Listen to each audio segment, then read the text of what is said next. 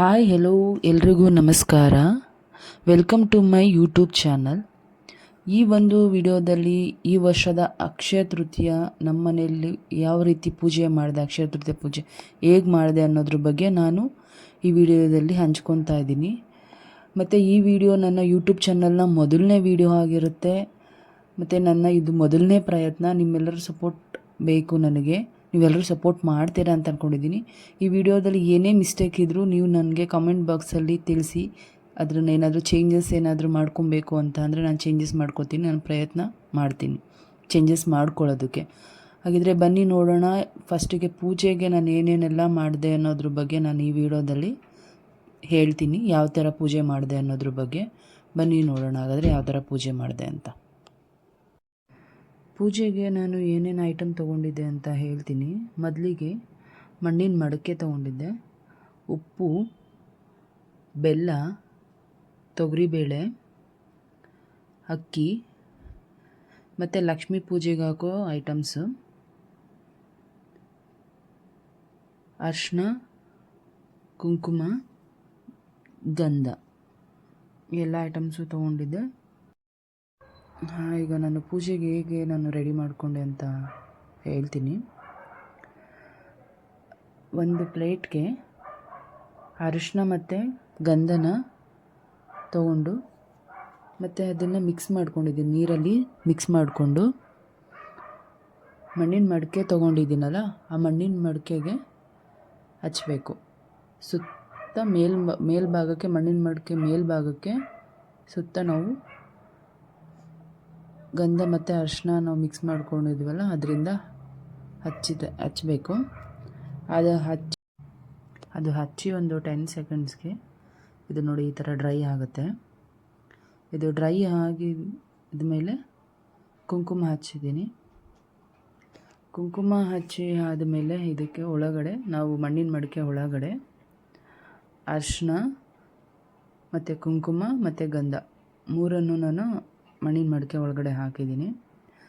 ಅದಾದಮೇಲೆ ಅಕ್ಕಿ ಏನು ತೊಗೊಂಡಿದ್ದೀವಿ ಅದನ್ನು ಅಕ್ಕಿನ ಮಣ್ಣಿನ ಮಡಿಕೆ ಒಳಗಡೆ ಹಾಕಿ ಫುಲ್ಲು ತುಂಬ ಅಷ್ಟು ಬೇಡ, ಹಾಕಿ ಮುಕ್ಕಾಲು ಭಾಗ ಸಾಕು. ಅದಾದಮೇಲೆ ಲಕ್ಷ್ಮೀ ಪೂಜೆ ಐಟಮ್ಸ್ ತೊಗೊಂಡಿದ್ನಲ್ಲ ಅದನ್ನು ನಾನು ಹಾಕ್ತಾಯಿದ್ದೀನಿ. ಇಲ್ಲಿ ನೋಡಿ, ಇದು ಮೊದಲಿಗೆ ನಾನು ಸ್ಟಾರ್ ಹೂವು ಅಂತ ಬರುತ್ತಲ್ಲ ಅದು, ಮತ್ತು ಏಲಕ್ಕಿ ಮತ್ತು ಗುಲ್ಗಂಜಿ, ಲಕ್ಷ್ಮೀ ತಾವರೆ ಬೀಜ ಮತ್ತು ಕವಡೆ, ಬಟ್ಲು ಅಡಿಕೆ ಇಷ್ಟನ್ನು ತೊಗೊಂಡಿದ್ದೀನಿ ನಾನು. ಇಷ್ಟನ್ನು ತೊಗೊಂಡು ಅದನ್ನು ನಾವು ಮಡಿಕೆ ಒಳಗಡೆ ಹಾಕಬೇಕು. ಮತ್ತು ಅದು ಹೇಳಿದ್ಮೇಲೆ ಮತ್ತು ಪಲಾವ್ ಎಲೆ, ಚಕ್ಕೆ, ಲವಂಗ ನಾನು ಎಲ್ಲನೂ 6 ತೊಗೊಂಡಿದ್ದೀನಿ. ಮತ್ತು ನಾನು ಚಿನ್ನ ತೊಗೊಂಡಿದ್ದೀನಿ.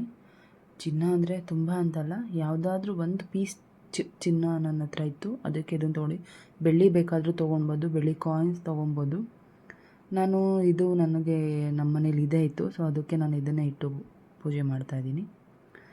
ಮತ್ತು ನೀವು ಇದಕ್ಕೆ ಅರಿಶಿನ ಕುಂಕುಮ ಹಾಕಿ ಅದಾದಮೇಲೆ ನಾನು ಕಾಯಿನ್ಸ್ ತೊಗೊಂಡಿದ್ದೀನಿ.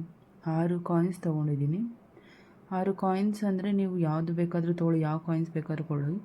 ಅದರಲ್ಲೂ ನೀವು 5 ರೂಪಾಯಿದು ಗೋಲ್ಡ್ ಕಲರ್ ಕಾಯಿನ್ಸ್ ಬರುತ್ತಲ್ಲ ಅದನ್ನು ತೊಗೊಂಡ್ರೆ ಇನ್ನೂ ತುಂಬ ಒಳ್ಳೆಯದು ಅಂತ ಹೇಳ್ತಾರೆ. ಬಟ್ ನನಗೆ 5 ರೂಪಾಯಿ ಕಾಯಿನ್ಸ್ ಸಿಕ್ಕಿಲ್ಲ, 3 ಅಷ್ಟೇ ಸಿಕ್ಕಿದ್ದು. 3 ಕಾಯಿನ್ ನಾರ್ಮಲ್ ಕಾಯಿನ್ ಸಿಕ್ಕಿದೆ. ಸೊ ಅದನ್ನು ನಾನು 6 ಕಾಯಿನ್ ಹಾಕಿ ಆ ಒಂದು ಮುಚ್ಚಳ ಲಿಡ್ನ ಮುಚ್ಚಿ ನಾನು ಪೂಜೆ ಮಾಡಿದೆ. ಆವತ್ತಿನ ದಿನ ಅಕ್ಷಯ ತೃತೀಯ ದಿನ ನಾನು ಪೂಜೆ ಮಾಡಿದೆ.